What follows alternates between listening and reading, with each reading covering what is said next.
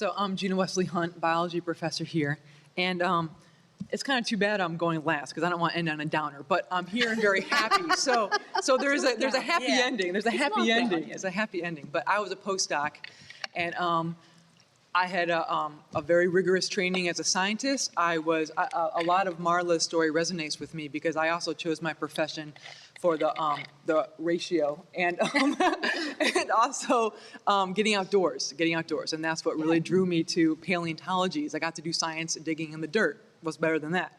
And but I started a procedures postdoc, and when I let my bosses know that I was pregnant, they informed me that my postdoc would be terminated a year early.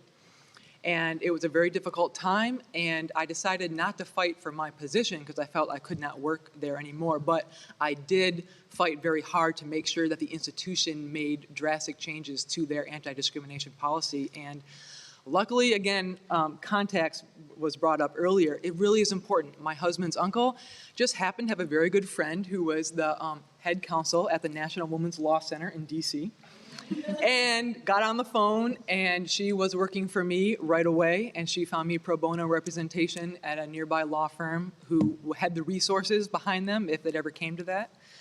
And we wrote letters and we fought, and I went around and I talked to everyone, and even though the threat to sue was kind of in there in the current, I really resisted that because by working with the system, I was seen as victim's the wrong word, but people wanted to help me because they knew what would happen was wrong.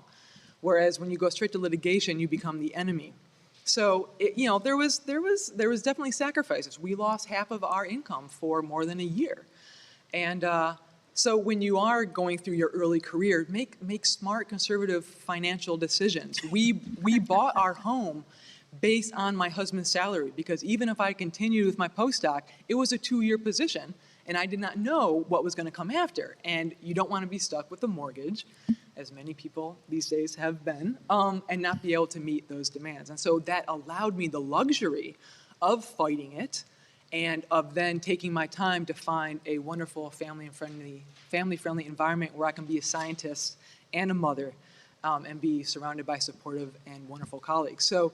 And also, it does end up on a happy note. I did make change, and I think my message is, even though it can be very frightening and there will be sacrifices demanded, putting a spotlight on the discrimination when it happens, whether it's gender or anything else, you have to put your neck out there or else someone else is going to go through the same thing and nothing will change. And it is scary, but I think it is important for all of us. People have done that before us, and now it's our turn when it happens to us.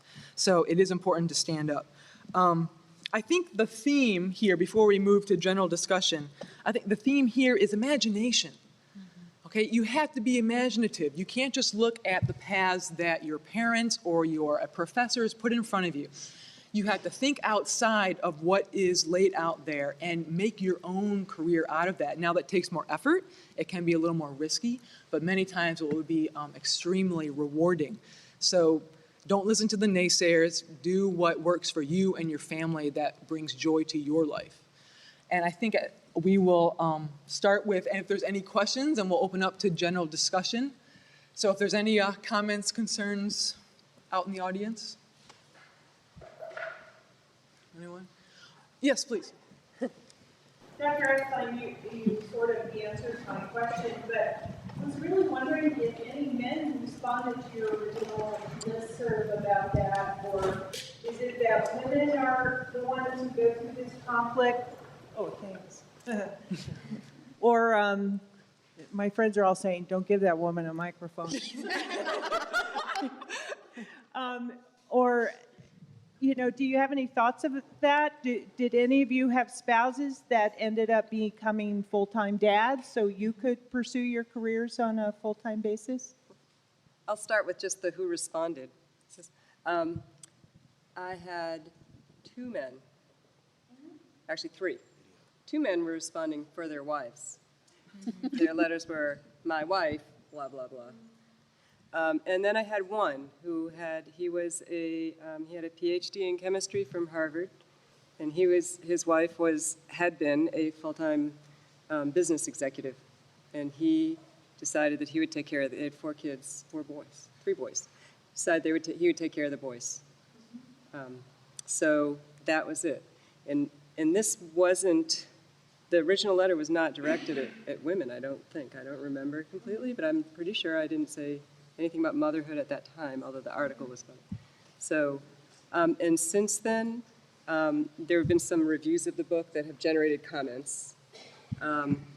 And mostly the people responding to those, again, are women, a couple of men, again, talking about their spouse's career and difficulties. And then one very interesting one that talked about, she was from a same-sex couple. She talked about how both she and her partner have always been kind of brought right into the mom's world. But for men, when they're doing the kid thing, they're not. That they aren't immediately accepted. They're looked at as, you must be taking time off from work. And it makes it, so there's a stigma for men that also needs to change. And I think that some of the people here have spouses who are doing that, who are changing the roles, and it's, I'm sure, not easy. I think Marley might have talked about in your chapter about how it was difficult for your husband in the beginning when he was taking care of the kids back then. Well, he had no one to take care of, just himself, but Right. being the isolation of being a man when everybody else at home is a woman. But I have to say, I don't know any of you that experienced it until I had kids, because I said it was later in life.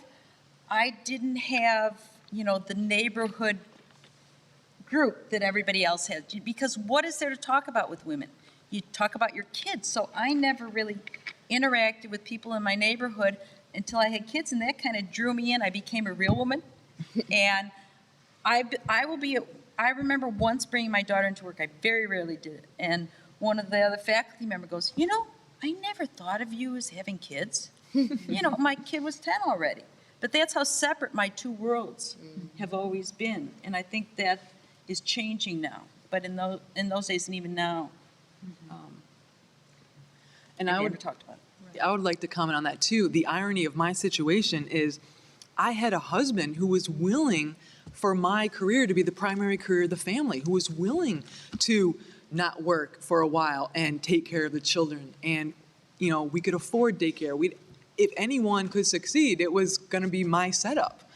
And then to have that ripped away. And so if you're smart, you marry the right partner, and it'll make everything a lot easier. And a lot of it, this theme comes up a lot for me. I feel very passionate about is when I took some students from Montgomery College out west on a dinosaur dig. People's response was, not here but elsewhere, well, who's going to take care of your child? I was like, she has a father, and he is a very capable, competent, nurturing man. They're going to be okay. And so it's this, it's always having to deal with that. But you have to allow for that relationship to take place. You can't decide that you have all the answers, marginalize your husband, and then get mad at him for not participating. Like, that's not fair. So it takes a lot on a woman's part, especially when you saw your mom doing all of the child rearing. It's hard for you to take a step back and let your partner have some of that power at home. And so I think if you look at it, I like to think of it like that. In order to have more power in the workforce, you have to give up some power at home. If you try to hoard all of that power, there's no way you'll be successful at either one. So it has to be a true sharing at home. And when I was unemployed, I was lecturing at different universities around DC. As an adjunct professor, part-time. And my husband made the mistake of coming home one day at work and being surprised that the house was such as it was. And I sat him down. I was like, listen, when you are away at work, my job is to take care of our child. And when she's asleep, I'm working on my lectures. When you come home, that is when our second job begins. And that is the maintenance of the house. Okay, so really, we very early on, and you have to adjust your expectations or you'll be disappointed every single evening. So, he's a wonderful man, and we worked it out. But I think it's a very good point, and Emily quoted Gloria Steinem in the book in stating that until men are asking the same question, there will not be a true solution.